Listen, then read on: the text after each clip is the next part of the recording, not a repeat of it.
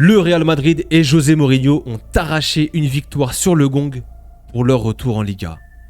Et cette fois-ci, ce sera le retour de José Mourinho au Bernabéu. 13 ans plus tard, il va retrouver sa maison. L'histoire est en marche et j'ai hâte de voir l'accueil des supporters pour le Special One. Les amis, j'espère que vous allez bien. Je suis content de vous retrouver pour cette vidéo avant-match. Real Madrid, Real Sociedad, deuxième match de la Liga. Et je suis de retour dans le bureau habituel.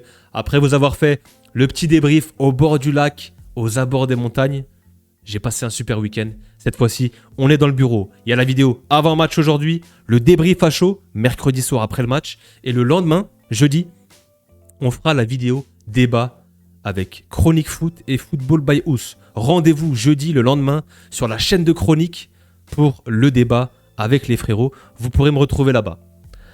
Avant de commencer la vidéo, on ne perd pas les bonnes habitudes les amis. Je vous invite à déposer le petit like. Ça aide beaucoup pour le référencement et ça soutient la chaîne. Balancez vos pronos en commentaire. Qu'est-ce que vous voyez comme résultat pour ce Real Madrid, Real Sociedad? J'ai hâte de vous lire. Et puis bien évidemment, si vous kiffez le contenu et les vidéos, je vous invite à vous abonner à la chaîne. On est parti pour l'avant-match. Petite nouveauté sur la chaîne. Dorénavant sur la miniature, le joueur qui apparaîtra, ce sera le joueur à suivre. Cette fois-ci, ce sera Vinicius, le joueur à suivre. On mettra ça en place pour tous les avant-matchs. Il y aura un joueur à suivre et c'est celui qui apparaîtra sur la miniature. On parlera de Vinicius, mais un peu plus tard dans la vidéo. On est parti. Est-ce qu'on pourrait commencer par le personnage principal de ce match, José Mourinho, qui va faire son retour 13 ans plus tard au Santiago Bernabéu. Il n'a pas pu revenir avec Benfica lors du match retour. Il avait été suspendu, il me semble. Cette fois-ci, José Mourinho, avec ses grimaces, avec ses gimmicks, cette personnalité, cette aura, ce charisme. On a déjà eu pas mal de boîtes à mèmes lors de ce premier match, on le voit ici encore. Moi j'adore José Mourinho, vraiment. C'est pas simplement un entraîneur, mais c'est un vrai personnage. Ici, on le voit taper un sprint pour speeder et dire à Dumfries de jouer cette touche. Bien sûr, il y a la nouvelle loi des 5 secondes. On doit se dépêcher pour jouer les touches. Et on le voit ici, même à 63 ans, taper son meilleur sprint. C'est du José Mourinho tout craché. On le voit ici, cette belle célébration. Après le but vainqueur de Carlos Espi. Voilà, j'adore ces images. J'ai hâte de revoir José Mourinho au Bernabéu. On commence avec une petite déclaration après le match. C'est une victoire depuis le banc. Je l'ai toujours dit et je le dirai toujours. Un banc frustré ne sert à rien. Un banc avec le sens de l'esprit d'équipe, de l'esprit collectif, vous aidera à gagner. On va s'arrêter 2-3 secondes, 2-3 minutes même sur cette déclaration. Je l'adore. C'est un problème qu'on a au Real Madrid, c'est qu'il y a certains joueurs qui n'acceptent pas d'être sur le banc. La saison passée, il y a 2 ans, il y a eu l'épisode Vini. On avait vu Mbappé aussi en conférence de presse dire qu'il était le dernier dans la hiérarchie, derrière Gonzalo, derrière Mastantuono et tout. Aujourd'hui, on doit changer les mentalités. Comme il a dit, un banc frustré ne sert à rien. Si tu n'as pas des joueurs qui sont impliqués, qui ont un esprit collectif, un bon état d'esprit, je vous fais le lien, un bon état d'esprit, par exemple, Carlos Espi, lui, connaît son rôle. C'est pas un bon exemple parce que lui, il sait son rôle. Il est venu, il a signé au Real Madrid en étant remplaçant. Il le savait, il sait qu'il aura un second rôle, entre guillemets, ce sera un finisher. Et aujourd'hui, moi, j'ai envie de les appeler comme ça. On a les starters et les finishers. Des joueurs qui débutent la rencontre, d'autres qui terminent la rencontre. Et j'ai même envie de dire que souvent, les finishers, ils ont autant, voire plus d'importance que ceux qui débutent la rencontre. Ils ont beaucoup plus de fraîcheur, ils peuvent terminer les matchs, ils peuvent être décisifs. Ça peut être eux les héros de la rencontre. Donc aujourd'hui, la mission de Mourinho, c'est de concerner tout son groupe. Il y aura peut-être... je ne sais pas, peut-être 12, 13, 14, 15 joueurs qui seront concernés. Il y aura une rotation avec quoi, peut-être une 60, 70 matchs cette saison. Si on va loin dans les compétitions, il y aura de la rotation. Il y aura sûrement des blessés, je ne le souhaite pas, mais on le connaît dans une saison, il y a toujours des blessés. Entre les blessures, les suspendus, le nombre de matchs, il y aura de la place pour tout le monde. Donc mettre en tête à ces joueurs des starters et des finishers. Il n'y a plus de titulaires, il n'y a plus de remplaçants. Voilà, il faut essayer de changer les mentalités et on espère que Mourinho sera capable de le faire. Surtout qu'on regarde le 11 titulaire face à l'Espagnol. On avait celui-là, ok, avec le backfour Dumfries, Konaté, Heusen, Carreras, Silva, Valverde, Bellingham, Vini, Güler et Mbappé. sur le banc, on a la chance d'avoir du Diomandé, du Trent, du Kamavinga, du Kukureya, du Espi, du Rudiger, du Brahim, des joueurs blessés, Hendrick, Tchouaméni, Rodrigo. On a la chance d'avoir un groupe étoffé, un groupe pléthorique, et c'est hyper important, comme j'ai dit, pour tous ces matchs, il y aura de la rotation et tout le monde sera concerné. Donc, Mourinho, à lui de bien gérer justement cette rotation. On continue, on ouvre le volet Arda Güler. Que dire du prince turc? On a ici les chances créées, le joueur avec le plus de chances créées. Arda Güler contre Levante, c'était 8 chances créées, contre Oviedo 8, contre l'Espagnol 7. C'est un playmaker. Aujourd'hui, les gars, Arda Güler est dans une autre dimension. Je trouve qu'il a pris en maturité dans son jeu. Il est incroyable. Il a encore fait un top match contre l'Espagnol. Pour moi, il fait partie des tops avec Konaté, avec Bellingham. Mais aujourd'hui, Arda Güler, les gars, il doit être titulaire dans cette équipe. C'est ta caution créative. Il fait le lien entre la défense et l'attaque. Il a cette vision de jeu, il a cette vista. Il est capable de donner des bons ballons. Il a cette patte gauche aussi pour les coups de pied arrêtés. On l'a vu lors de l'ouverture du score. Et là, on a une petite stat. Les occasions de but créées par 90 depuis la saison 24-25, il y a 2 ans. Arda Güler est deuxième derrière le maître, Luka Modric. Donc c'est pour vous dire que Arda Güler aujourd'hui, c'est le maître à jouer, c'est le playmaker de cette équipe. C'est lui qui va te créer les occasions. Ici on le voit, petite discussion avec Mbappé qui lui explique, écoute, essaye de ne pas rester excentré sur l'aile droite, reviens dans le cœur du jeu. Mbappé, il s'en souvient la saison passée avec Xabi Alonso, ce début de saison, les deux là, il y avait un lien vert, un hyperlink, ils se trouvaient les yeux fermés. Dès qu'Arda Güler avait le ballon, Mbappé c'était en profondeur. Il arrive à lui glisser, il y avait un super lien entre les deux. Pour moi, les deux atouts de ces joueurs se complètent. Mbappé avec les appels en profondeur et sa vitesse, et Arda Güler, sa vista, sa vision de jeu et sa qualité de passe. Il est capable de trouver des angles de passe, et ces deux-là, cette saison, ça peut être terrifiant pour n'importe quelle défense. Il va falloir que José Mourinho s'appuie là-dessus. Petit schéma aussi intéressant, je vais quand même mentionner le tweetos, c'est important, BS010. Voilà, j'ai beaucoup aimé son schéma justement. C'est ce que je vous avais dit lors de mon avant-match contre l'Espagnol. Je vous avais parlé d'un milieu à 3 et de faire coexister Bellingham et Arda. Ça a plutôt fonctionné, on le voit ici en image. Donc on a Vini et Dumfries qui écartent bien le bloc sur les ailes et on a un triangle Mbappé, Arda, Bellingham qui peuvent eux deux évoluer dans les demi-espaces. Et tu peux avoir un système de tiroir. Par moment, Arda qui monte, Bellingham qui redescend un peu et vice-versa. Les deux peuvent alterner et tu peux les avoir comme un effet tiroir. Et tu as aussi en phase défensive sans ballon. Sans ballon, on peut avoir un genre de 5-3-2 comme ça. Donc j'ai beaucoup aimé l'animation. Dès que Carlos Espi est rentré, Mbappé qui jouait un petit peu autour de lui en second attaquant, il vient décrocher, on le sait qu'il aime bien le faire, et ça laisse des espaces justement pour centrer à Carlos Espi. Le but est arrivé plus ou moins comme ça, donc hyper intéressant le schéma, je voulais vous le montrer. Donc c'est possible de faire évoluer Bellingham et Arda. Ok, 4-2-3-1 sur le papier, mais ce qui est le plus important, c'est l'animation. Comment les joueurs peuvent permuter, peuvent bouger sur le terrain. Guti qui s'exprimait justement sur la concurrence entre Jude, Bellingham et Arda Güler. Si Jude ne peut pas jouer plus bas, pourquoi Arda peut-il le faire? Je ne comprends pas l'argument de Mourinho. Alors, l'argument de Mourinho, je le rappelle, Bellingham doit jouer dans le dernier tiers, doit rester proche des attaquants pour pouvoir se projeter et marquer. S'il joue plus bas, il est capable de le faire en tant que 8 ou 6, mais on va perdre sa plus-value et ses buts. Donc, lui, il le voit comme un second attaquant. Ok? Donc, si Jude ne peut pas être déplacé au poste de 6-8 parce qu'il perdrait certainement de ses qualités offensives, alors la même logique devrait s'appliquer à Arda Güler. Et je suis d'accord avec lui. Vous avez un joueur doté de la vision, du passing et de la créativité pour jouer en position centrale. Pourquoi sacrifier la meilleure position d'Arda juste pour garder celle de Jude? Je suis assez d'accord avec ces déclarations de Guti. Pourquoi Arda doit être sacrifié au détriment de Jude? Je suis d'accord, pour moi, Jude doit quand même jouer dans le dernier tiers. Pourquoi pas jouer en tant que numéro 9 dans ce cas-là? Ou 9,5, ou je sais pas, et tu décales Mbappé à droite, et Vini à gauche. Moi, j'ai toujours demandé, j'avais dit la seule manière pour faire fonctionner Mbappé et Vini aussi, au-delà de Jude et d'Arda, c'est de les éloigner.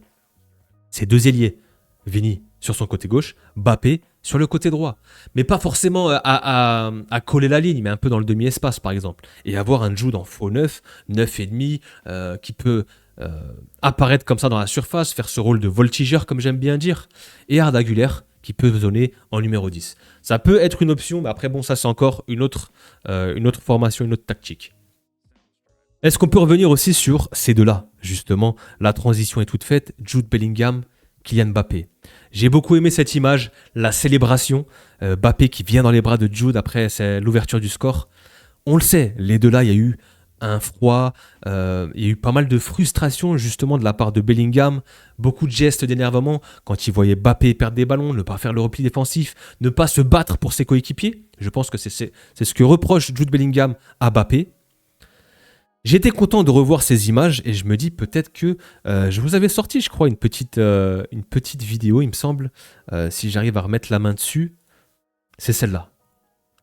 Réconciliés, lors de la sortie de FC27, les deux joueurs sont sur la jaquette, ils avaient fait une petite vidéo ensemble, ils avaient échangé quelques sourires et je me suis dit, tiens, est-ce que ce jeu, ce rendez-vous entre guillemets, va peut-être les réconcilier, ils vont peut-être progressivement rediscuter ensemble. Alors on leur demande pas d'aller bouffer ensemble au resto ou de partir en vacances, d'être les meilleurs potes du monde, absolument pas. Mais d'avoir un but commun, c'est de jouer et de se battre pour le même fanion, pour le Real Madrid et d'aller chercher des titres.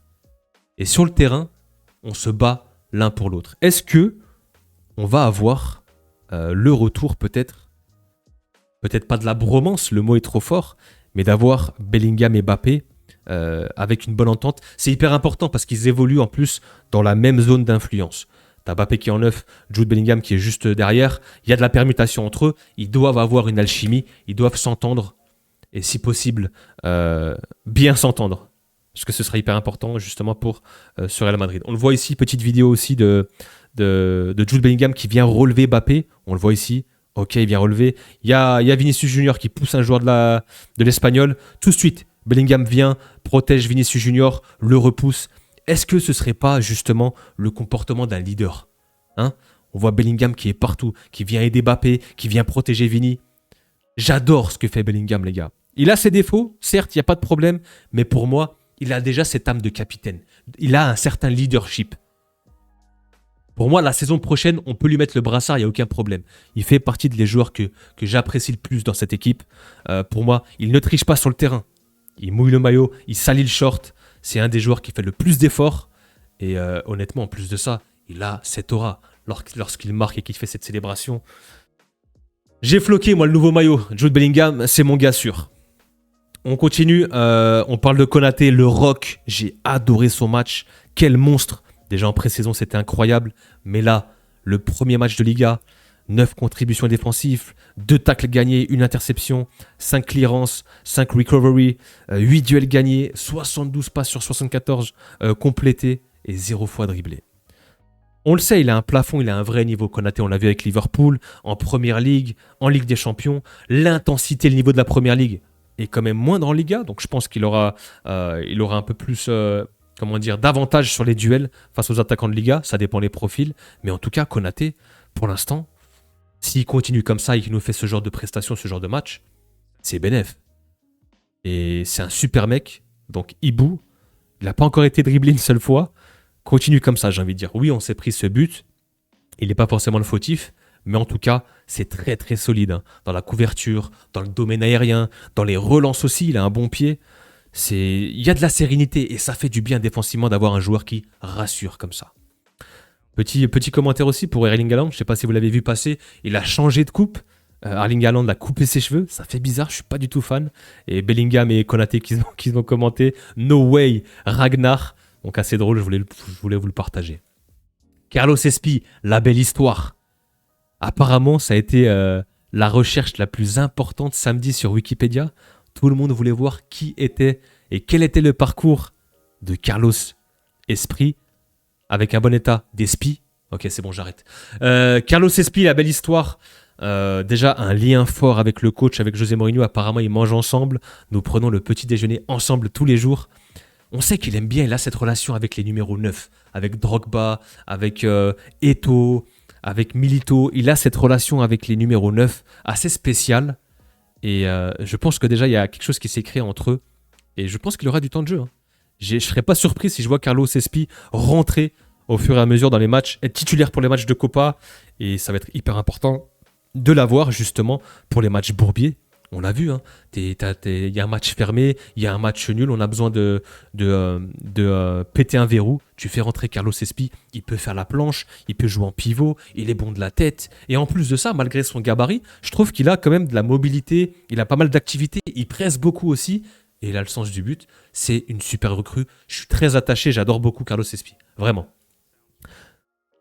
Est-ce qu'on n'aurait pas justement quelque chose qui s'est créé? C'est encore un peu trop tôt pour le dire, mais regardez la réaction des joueurs après le but vainqueur. Bellingham qui boite un peu, j'espère que c'est rien de grave, j'espère qu'il sera apte pour mercredi. Mais quand on voit ça, là, les supporters, les remplaçants qui viennent justement supporter et célébrer le but de la victoire avec les titulaires, j'adore ces images. Est-ce qu'on ne serait pas dans un petit mood 23-24? Est-ce que Mourinho n'est pas en train de créer ses soldats? Est-ce que les joueurs ne sont pas imprégnés d'une mission? C'est la question que je me pose. En tout cas, j'espère qu'il y a un vrai lien et il y a une vraie cohésion de groupe. En tout cas, j'aime beaucoup ces images. Justement, on arrive aux joueurs à suivre. Vinicius Junior. Compliqué son match. 0 but, 0 passe D, 0 passe clé, 0 tir cadré, 14 ballons perdus, un carton jaune. Vini qui retombe dans ses travers, toujours en train de s'embrouiller avec les supporters, avec les coachs adverses, avec les joueurs adverses. Ok. Bon, il a été fauché 8 fois. Il faut au moins 12 fautes pour que Vini, pour que ça entraîne justement un carton jaune. C'est énorme. Alors oui, on le connaît, Vini, par moment, il est capable de simuler. Il réclame beaucoup de fautes aussi.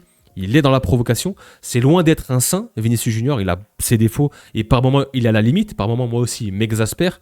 Par contre, il y a un délit de sale gueule et il y a un délit de faciès sur lui. Je suis désolé, aujourd'hui, c'est un peu devenu une mode de se moquer de Vinicius et de lui rentrer dedans. On a vu cette image-là, le coup de pied dans le dos. Lors du match de pré-saison contre le Déport, un terrain où il n'était jamais allé, ça commence à le siffler pour aucune raison. Aujourd'hui, en fait, c'est la mode de siffler Vinicius Junior et de le provoquer. Donc, il y a un acharnement et un harcèlement sur le Brésilien. Moi, ça me désole un peu et on sait que quand même, José Mourinho a pris sa défense, il sera derrière lui. Mourinho a besoin de joueurs capables de faire basculer les matchs. Donc, on parle de Vini aussi. Des ailiers qui n'ont pas peur d'affronter les défenseurs, d'attaquer les arrières et latéraux et de repousser une défense. Donc, Vini correspond à cela parfaitement, mais aussi, c'est ce que je vous disais, Mourinho voit Vini comme une pièce fondamentale de son équipe.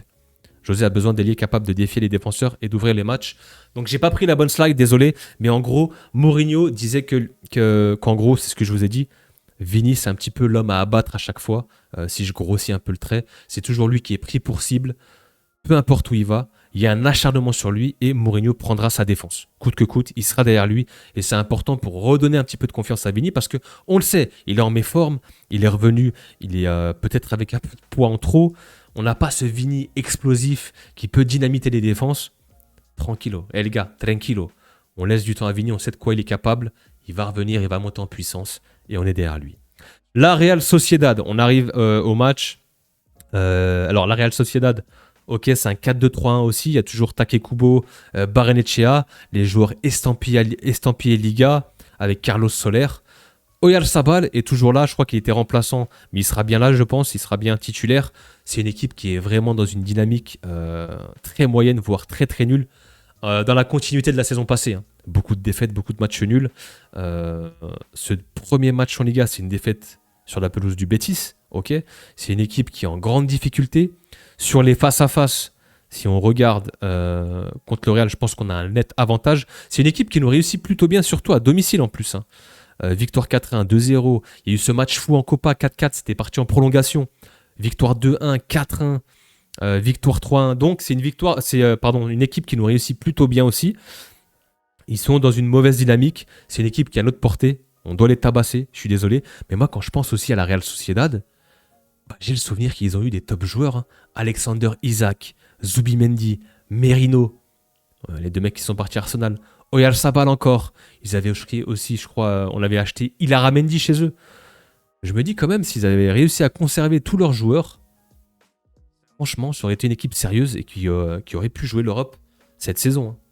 Donc assez intéressante cette équipe de la Real Sociedad, mais je pense que quand même, c'est une équipe qui a notre portée. Les stats de l'équipe, le style offensif, on le voit ici. Et je vous zoome un petit peu. C'est une équipe qui est offensivement 51 en attaque, c'est très peu. Par contre, il y a beaucoup d'intensité et de pressing.